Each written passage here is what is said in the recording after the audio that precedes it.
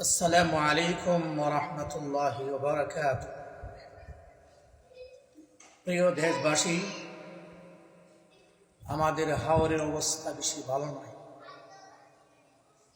এদেশের মানুষ অনেক কষ্ট তাদের হইতেছে।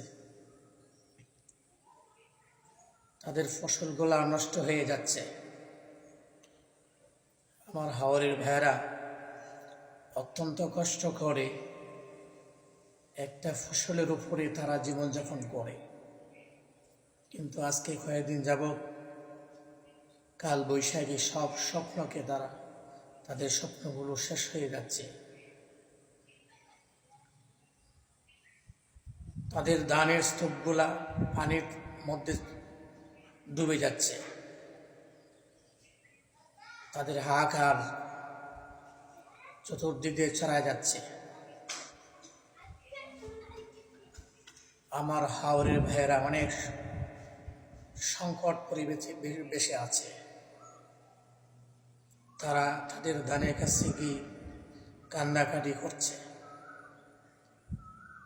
আমি সারা বাংলাদেশের সকল মানুষের কাছে দোয়া প্রার্থী, আমাদের হাওরের ভাইদেরকে আল্লাহ যেন হেফাজত করেন।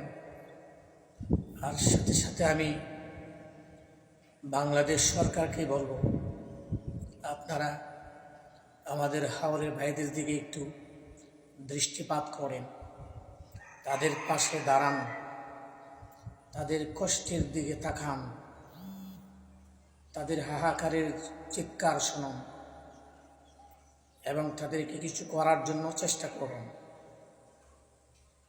আমি আমার হাওরের ভাইদের জন্য সকলের নিকট দোয়া চাচ্ছি, আল্লাহ যেন তাদের ফসলগুলাকে রক্ষা করেন এবং তাদেরকে যেন আল্লাহ শান্তির ব্যবস্থা করে দেন, দুঃখ দূর করে দেন। আল্লাহুম্মা আমিন।